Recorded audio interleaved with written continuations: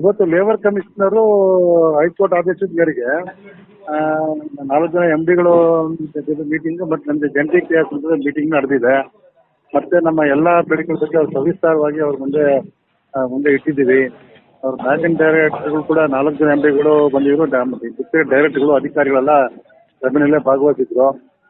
ಹೆಚ್ಚು ಕಮ್ಮಿ 1-1.5 ಗಂಟೆ ಕಾಲ ಸೂಕ್ತವಾಗಿ ಮೀಟಿಂಗ್ ನಡೆದಿದೆ. ನಾವು ಅವರು ಸ್ವಲ್ಪ ನಿಮ್ಮ ಬೇಡಿಕೆಗಳನ್ನ ಸ್ವಲ್ಪ ತಗ್ಗಿಸ್ಕೊಳ್ಳಿ, ಸ್ವಲ್ಪ ಬದಲಾವಣೆ ಮಾಡ್ಕೊಳ್ಳಿ ಅಂತೇಳಿ ರಿಕ್ವೆಸ್ಟ್ ಮ್ಯಾನೇಜ್ಮೆಂಟ್ ಸರ್ಕಾರದಿಂದ ಬಂದಿದ್ರಿಂದ ಆಯ್ತು. ನಾವು ಮೊದಲೇ ಈಗಾಗಲೇ ಹೇಳಿದಾಗೇನೆ ನಾವು ನಮ್ಮ ಬೇಡಿಕೆನ 25% 20%ಗೆ ನಾವು ತಗ್ಗಿಸಿ ಅದನ್ನ ಕೊಡೋದಕ್ಕೆ ಹೇಳಿದ್ದೀವಿ.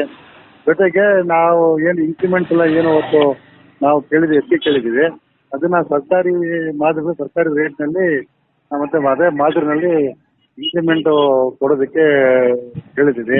ಮತ್ತೆ 1/1/24 ಮಾತ್ರ ಬದಲಾವಣೆ ಮಾಡೋದು ಕಷ್ಟ. ಯಾಕೆಂದ್ರೆ ಅದೊಂದು 45 ದಿನದ ಅವಧಿ ಅದು. ಅದರಿಂದ ರಿಟೈರ್ಡ್ ಎಂಪ್ಲಾಯೀಸ್ಗೆ ಹಾಲಿ ಎಂಪ್ಲಾಯೀಸ್ಗೆ ತುಂಬಾ ತೊಂದರೆ ಆಗೋದ್ರಿಂದ ಅದನ್ನ ನೀವು 1/1/24 ಅಂತ ಪರಿಗಣಿಸಿ ಬೇರೆ ವಿಷಯಗಳ ಬಗ್ಗೆ ನಾವು ಮಾತಾಡೋದಕ್ಕೆ ನಾವು ತಯಾರಾಗಿ ಮಾತನ್ನ ಸ್ಪಷ್ಟವಾಗಿ ಹೇಳಿದ್ದೀವಿ. ಅದನ್ನ ಮತ್ತೆ ಈ ಗಿರಿಯಸ್ ಬಗ್ಗೆ ಎಲ್ಲ ಹೇಳ್ತಾ ಇದ್ರು. ಅದನ್ನ ನೀವು ಮತ್ತೊಂದು ಸುತ್ತು ಮಾತಾಡಿದ್ರಲ್ಲ ಅದ್ರ ಬಗ್ಗೆ ನಾವು ತೀರ್ಮಾನ ಮಾಡೋದಕ್ಕೆ ನಾವು ಮಾತಾಡೋದಕ್ಕೆ ತಯಾರಾಗಿದ್ದೀವಿ ಮಾತನ್ನ ಅವ್ರಿಗೆ ಸ್ಪಷ್ಟವಾಗಿ ಹೇಳಿದ್ದೀವಿ. ಅದನ್ನ ನೀವೇನಿವತ್ತು ರಿವೈಸ್ಡ್ ಡಿಮಾಂಡ್ಸ್ ಏನು ನೀವು ಕೊಟ್ಟಿದ್ದೀರಿ ಅದ್ರ ಬಗ್ಗೆ ನಾವು ನಮ್ಮ ಬೋರ್ಡ್ನಲ್ಲಿ ಅಲ್ಲಿ ಚರ್ಚೆ ಮಾಡಬೇಕಾಗುತ್ತೆ.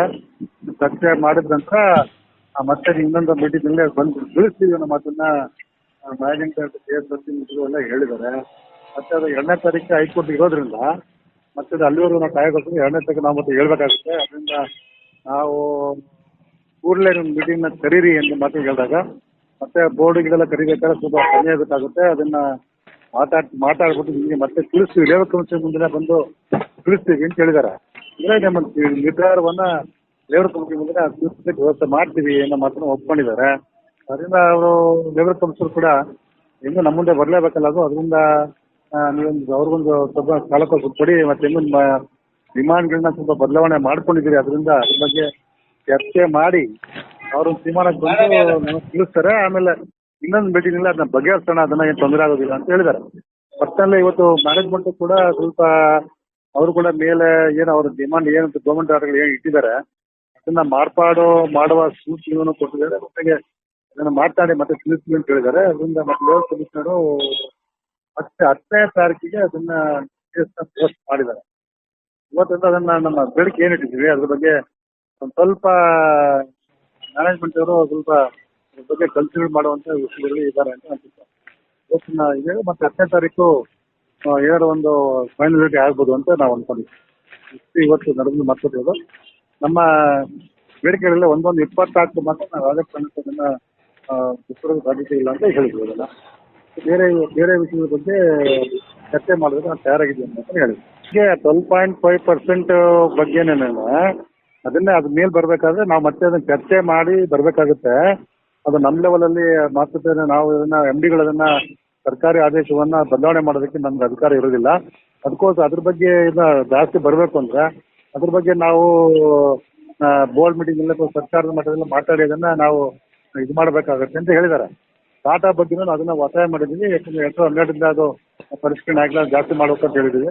ಮತ್ತೆ ಸರ್ಕಾರ ಇಂಕ್ರಿಮೆಂಟ್ ಏನ್ ಕೊಟ್ಟಿದೆ, ಸರ್ಕಾರದ ಇಂಕ್ರಿಮೆಂಟ್ಗಳನ್ನ ಸರ್ಕಾರ ಏನು ಅವರ ನೌಕರರು ಏನು ಹೆಚ್ಚುವರಿ ಮಾಡಿದ್ದಾರೆ ಅದೇ ಮಾದರಿನಲ್ಲಿ ಅದೇ ರೇಷನಲ್ಲಿ ನಮಗೂ ಕೂಡ ಇಂಕ್ರಿಮೆಂಟ್ ಕೊಡುವುದಿಲ್ಲ. ಅದ್ರ ಬಗ್ಗೆ ಎಲ್ಲ ಚರ್ಚೆ ಮಾಡಿ ಬರ್ತೀನಿ ಅಂತ ಹೇಳಿದ್ದಾರೆ. ಯಾಕಂದ್ರೆ ಯಾರ ಸರ್ಕಾರದ ಆದೇಶ ಅಲ್ಲೇ ಬಂದ್ಬಿಟ್ಟಿರೋದ್ರಿಂದ ಅದನ್ನ ಬದಲಾವಣೆ ಮಾಡೋದಕ್ಕೆ ನಮ್ಮ MDಗಳ ಮಟ್ಟದಲ್ಲಿ ಆಗದೇ ಇರೋ ಕಾರಣದಿಂದ ಸರ್ಕಾರದ ಜೊತೆಯಲ್ಲಿ ಮತ್ತೆ ಬೋರ್ಡ್ ಎಲ್ಲ ಇಟ್ಟು ಅದನ್ನ ಮಾತುಕತೆ ಮಾಡಿ ಮತ್ತೆ ನಿಮ್ಮೆಲ್ಲ ಬಂದು ತಿಳಿಸ್ತೀವಿ ಅಂತ ಹೇಳಿದ್ರು.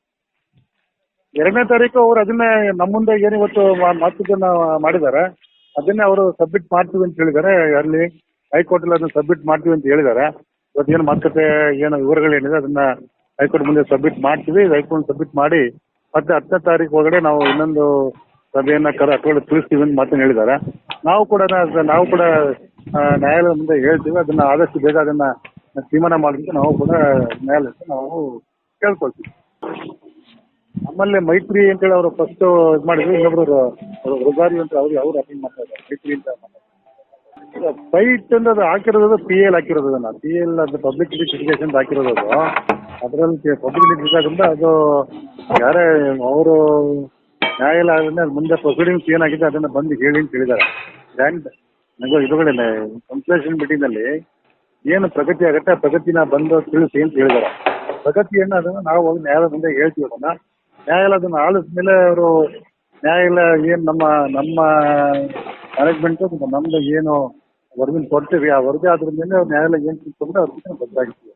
ಅಲ್ಲ ಕೊನೆಯದಾಗಿ ನಮ್ಮ ಕಾನೂನಿಗೆ ಗಮನ ತರೋದ್ರಂದ್ರೆ ಇವತ್ತು ಮಾತುಕತೆ ಸ್ವಲ್ಪ ಮುಂದುವರಿಕೆ ಆಗಿದೆ ಅಂತ ಅನ್ಸುತ್ತೆ ನನಗೆ. ಯಾಕೆಂದ್ರೆ ಇವತ್ತು ಮ್ಯಾನೇಜ್ಮೆಂಟ್ ಅವರು ಅದೇ ಕಳೆದ ಬದಲಾವಣೆ ಇದುವರೆಗೂ ಸರ್ಕಾರಿ ಆದೇಶಗಳು ಏನಿದೆ ಅದನ್ನ ಬದಲಾವಣೆ ಮಾಡೋದಿಲ್ಲ ಅನ್ನುವಂತ ಮನೋಭಾವನ ಇದನ್ನ ಇಟ್ಕೊಂಡಿರೋದನ್ನ ಅದ್ರ ಬಗ್ಗೆ ಅವ್ರೇನು ಇವತ್ತು ತಕರಾರು ಮಾಡಲಿಲ್ಲ.